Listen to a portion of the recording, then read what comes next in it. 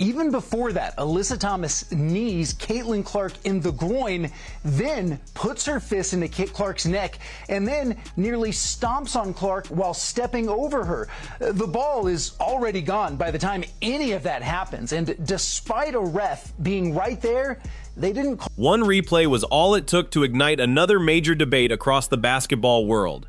Millions of fans watched the sequence over and over, asking the same question: how did officials let this happen without a whistle? But as the conversation spread across television, social media, and sports shows, it became clear this wasn't just about one controversial play. It quickly turned into a much bigger discussion about player safety, officiating, and how the WNBA protects its biggest stars. So what actually happened on that possession? How did the league respond? And why has this story generated such a massive reaction? Let's break it all down. Any of that happens, and despite a ref being right there, they didn't call anything. Not long after that, Clark was again targeted by what her coach calls another blatant cheap shot that led to her leaving the game with an injury, and again, no foul was called. Let's take a closer look at the sequence that sparked this entire controversy. As the play unfolds, the ball is already moving away from Caitlin Clark when contact occurs. The broadcast replay focuses on multiple moments, including knee contact before Clark ends up on the floor, followed by additional contact as Alyssa Thomas steps over her. Throughout the sequence, an official is positioned nearby with a clear view of the play, yet no foul is called at that moment. That decision immediately became one of the biggest talking points after the game. Later in the contest, Clark was involved in another hard play that her coach later criticized, and she eventually left the game with an injury. Those two moments, combined with the lack of an immediate whistle, are what turned a single game into a league-wide conversation. And this is where the story really begins.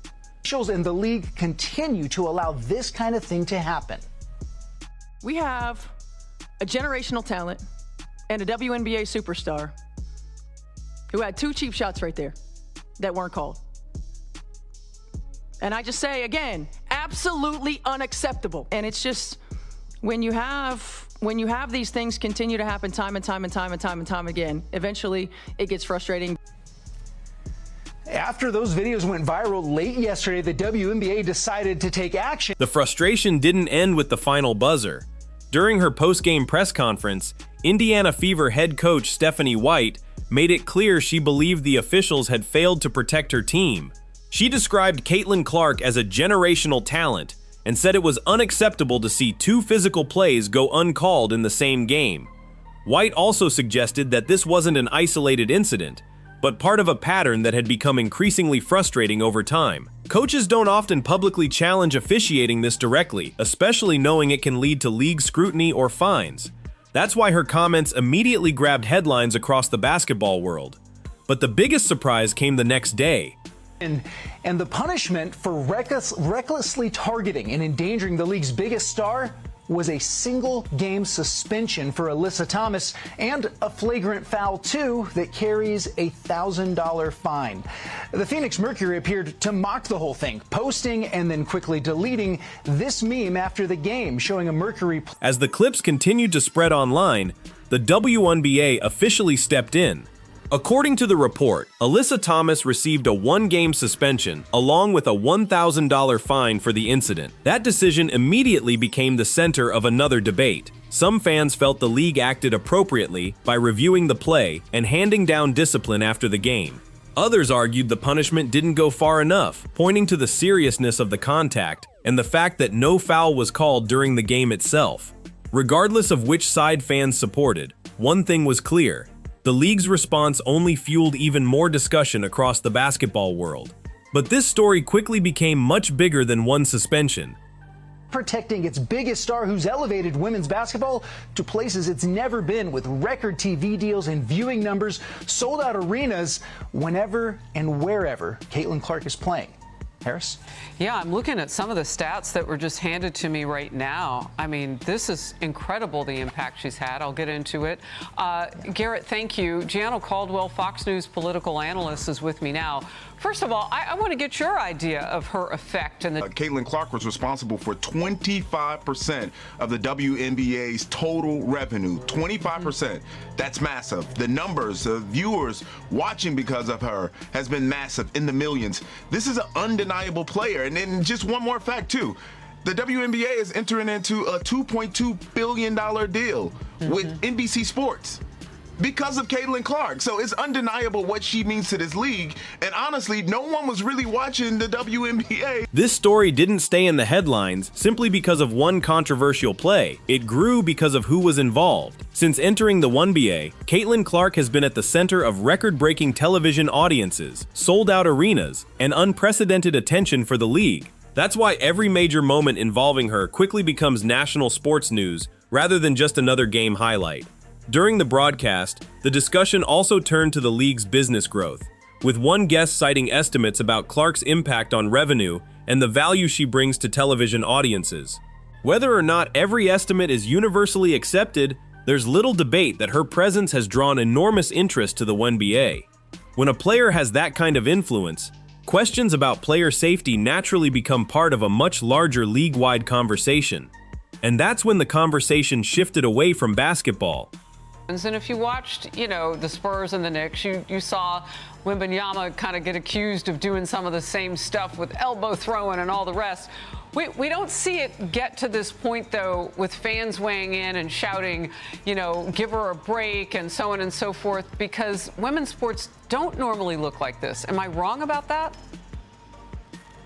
No, you're not wrong. And it was actually very surprising to see someone try to get up by placing their fist in her neck. That obviously isn't the way you get up. She could have done something else. It looked very intentional. I would argue that it looked like assault. As the discussion continued, the focus expanded beyond this single play. Basketball has always been a physical sport, and hard fouls are part of the game. But many fans and analysts began asking where the line should be drawn between tough, competitive defense and unnecessary contact that could put players at risk. The panel also compared the situation to how other professional leagues often handle plays involving their biggest stars, raising questions about consistency and player protection. Whether people agreed or disagreed with those comparisons, they helped turn this from a WNBA story into a national sports conversation. Suddenly, it wasn't just basketball fans paying attention anymore, but the panel wasn't finished. To me, and if you look at the long list of incidents we've seen with Caitlin Clark and people who don't like her, people like Angel Reese, who she had got into it with on the court, but continued the fight on social media. Angel Reese, that is. And there's been many other instances over the years and the seasons. Clearly, people are targeting her. This is not just some happenstance, random thing that is going on. People are actively targeting this player. Look, I've been reading quite a bit on this and how race has crept into this. And with Angel Reese, it really did come in because people were saying things back to her.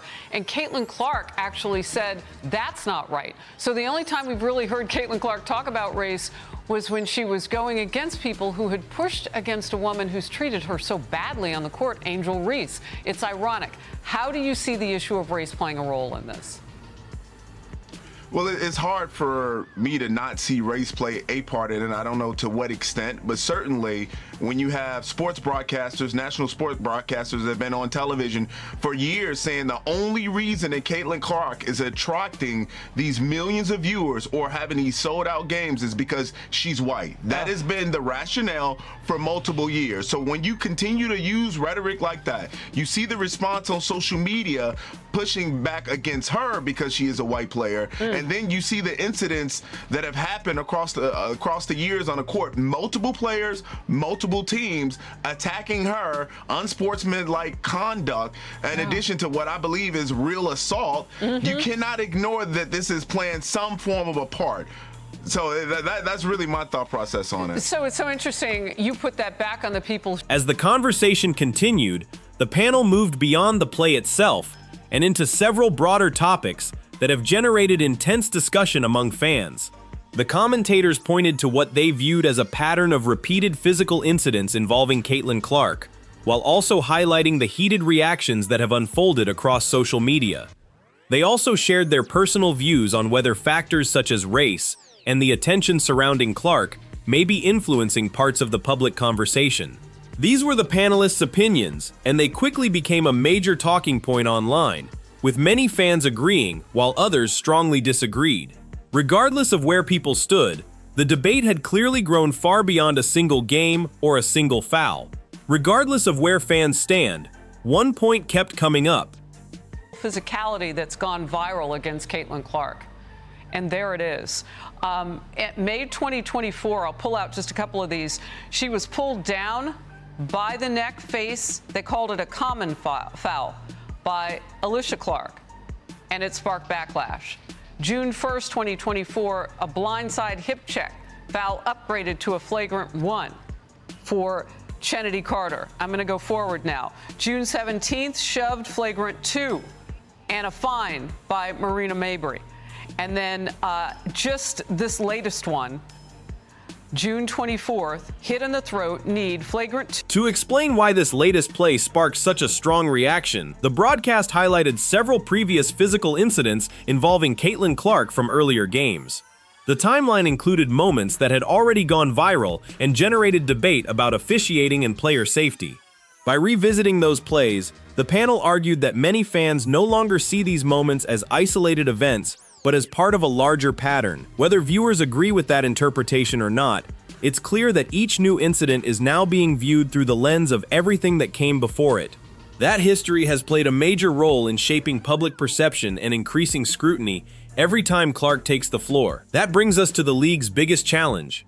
They need to ensure that the players are protected and their safety comes first. But more than ever, this is a WNBA that needs the money. They need the viewers. So if you're out here allowing other players to disrespect your top prospect, one who was responsible for a quarter of your actual total revenue in 2024, according to this one expert, a college professor, then you got to do everything you can to keep her happy, make sure she's safe so fans can enjoy it. Because at some point, people will start tuning out and turning off their televisions because they hate what they're seeing. Thereby, the league loses, and so does the women who have been. Games that she played in were well into over $1 million, $1.5 million compared with those games that she wasn't in.